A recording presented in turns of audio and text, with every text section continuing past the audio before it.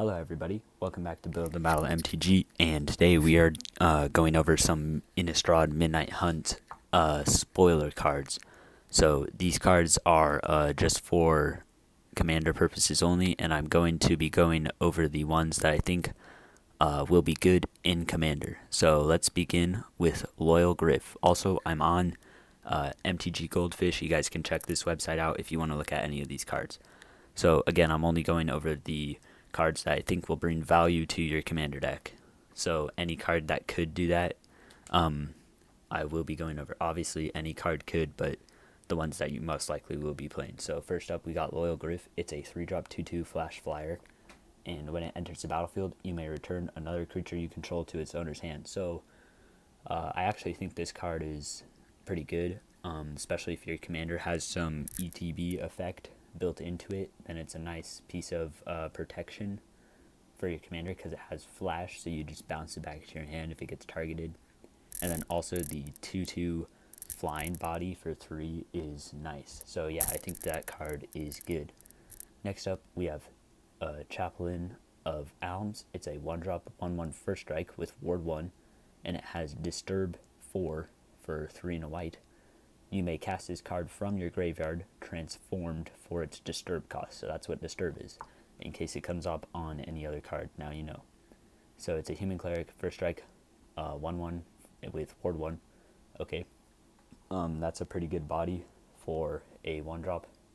So let's see what it transforms to if you get it in your graveyard. For 4, you will get a 2/1 flying first strike. Each creature you control have Ward 1.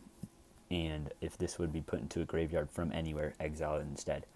Okay, so I do think this card is good if your deck strategy is to go wide with creatures, because if they do somehow, or maybe not go wide, but if you have big creatures in your deck, like your commander's a really big drop, this could be good, especially if you're discarding cards. I would put this in your deck, because the Ward 1 on each of your creatures could come in really useful. Alright, hold on, give me a second.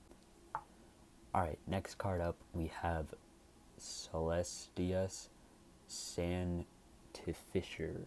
Alright, I'm pretty sure I pronounced that wrong, but we're just going to roll with it. It's a 3-drop 3/2 human cleric. If it's neither day nor night, it becomes day as this enters the battlefield, and whenever day becomes night or night becomes day, look at the top 2 cards of your library, put one of them into your graveyard. So there's a new mechanic in the cards in this set, making it either day or night, and it'll say that like when they enter, or when an ability happens, it'll say like turn it to night or turn it back to day. And then this is going to trigger you to look at the top 2 cards of your library, put one of them into your graveyard. So you could use this as a scry purpose, but obviously you could put something in your graveyard like a Chapel Shieldgeist, which you can then pay its Disturb cost account. So I could see this going in a deck where you have Disturb cards in it. So I do think this card is pretty good, especially if you have a graveyard theme in your deck. So yeah, it's a cool card, especially if you're going to be flipping it from day to night a lot throughout the game. That's when it really shines. If you're not going to be doing that, obviously don't put this in your deck. Alright, next up we got Intimidable Adversary. It's a 2-drop human scout 3/1 lifelink. When it enters the battlefield, you may pay 1 and a white any number of times. When you pay that cost one or more times, put that many courage counters on Intimidable Adversary. And then it says creatures you control get +1/+1 for each courage counter on Intimidable Adversary. So with this having lifelink, I definitely think this card is really good, especially if your deck strategy is to go wide, maybe in like a token deck. I'm definitely going to be picking up a copy of this for my Arios deck, because just buffing, even if you pay this once, all your creatures getting +1/+1 for a 4-drop, and now it's a 4/2 lifelink. Like that's a really good rate, in my opinion. Obviously, you have to have the right deck for it, but I do think this card is really good and could definitely shine in some commander decks. Alright, next up we have Enduring Angel. It is a 5-drop for 2 and 3 whites. It says Flying Double Strike. It's an angel, by the way. So it's a Flying Double Strike. You have hexproof 3/3, and if your life total would be reduced to 0 or less, instead transform Enduring Angel, and your life total becomes 3. Then, if Enduring Angel didn't transform this way, you lose the game. So when your life total becomes 0, it becomes 3 instead, and then you transform Enduring Angel. So just on the front side, a Flying Double Strike 3/3 for 5, okay, that's not that great, but it does have other abilities, so that right there, just giving you hexproof, and then this life ability at the end that could potentially save you, is good. I think that's good. So let's see what it flips into after you get to 0 life. Flying, you have hexproof, okay. Its power and toughness are equal to your life total. Okay, so that'll be 3. And whenever this attacks, double your life total. Okay, wow. I think this card is really good, actually. It's definitely a very fun card to play, and I'm a big fan of fun cards. Yeah, I'm a big fan of this card. Definitely a great and cool card, especially if you can transform it like before that cost. I don't know if there's cards that do that. This is my first time looking at the Innistrad spoilers, by the way, guys. Yeah, this card's really cool. I'm a big fan of that. Alright, so next up we have Brutal Cather. It's a 3-drop for 2 and a white creature, human soldier werewolf. It's a 2/2, and when this creature enters the battlefield or transforms into Brutal Cather, which is the backside of this card, exile target creature and opponent controls until this creature leaves the battlefield.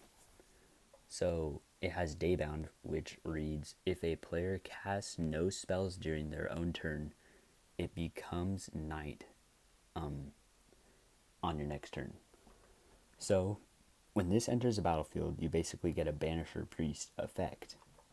So you're going to exile one of their creatures, and then if they play no spells, I'm pretty sure how this works is this is going to flip over.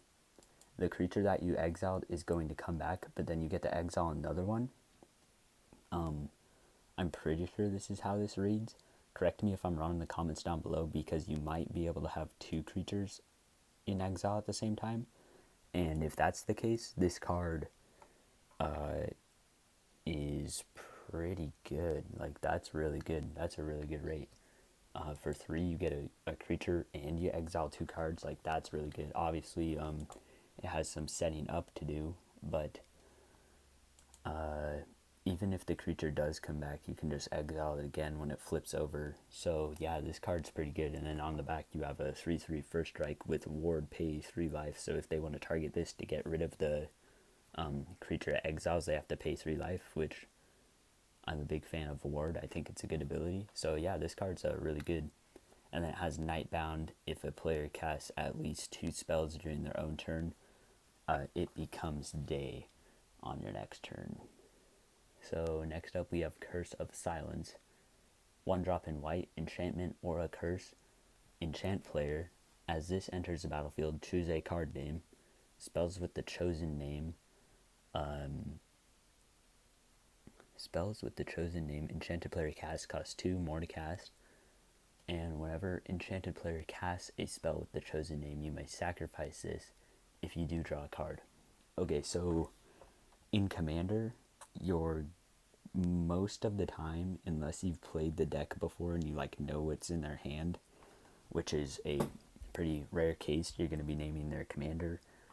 So for 1, this is basically making their commander 2 more to cast, and then when they cast it, you could sacrifice it to draw a card.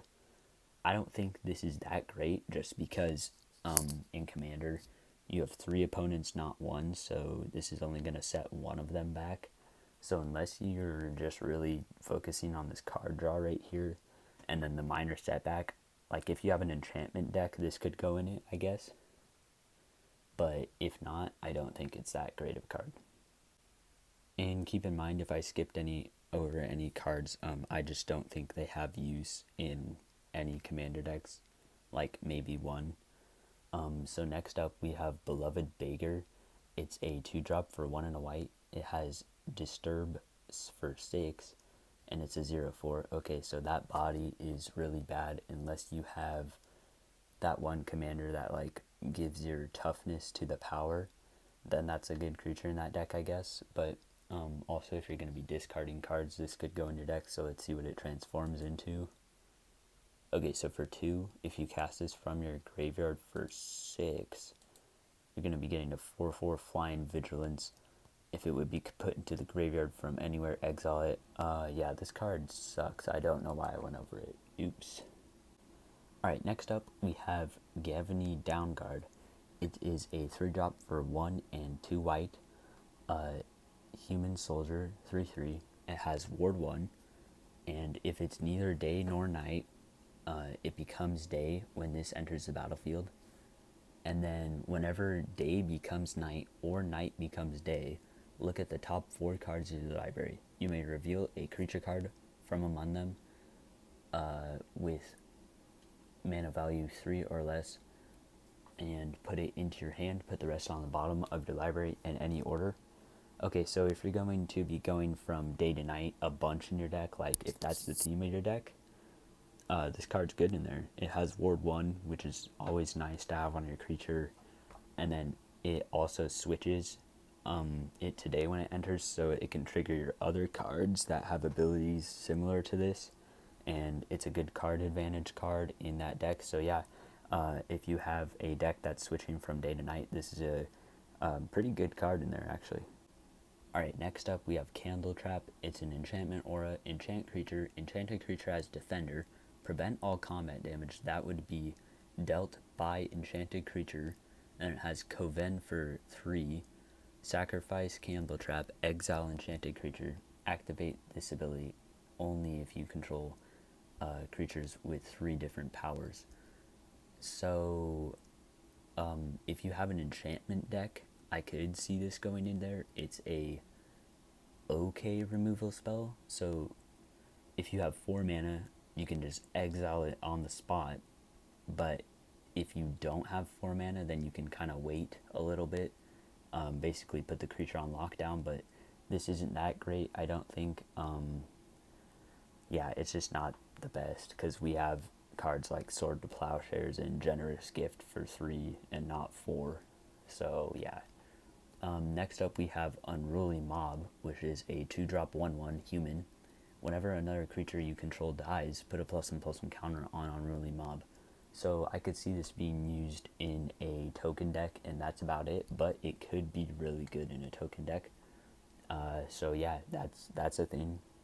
Also in this video, I'm only going to be covering the white cards. Stay tuned for the other colors. So we have some showcase versions, full art versions, okay?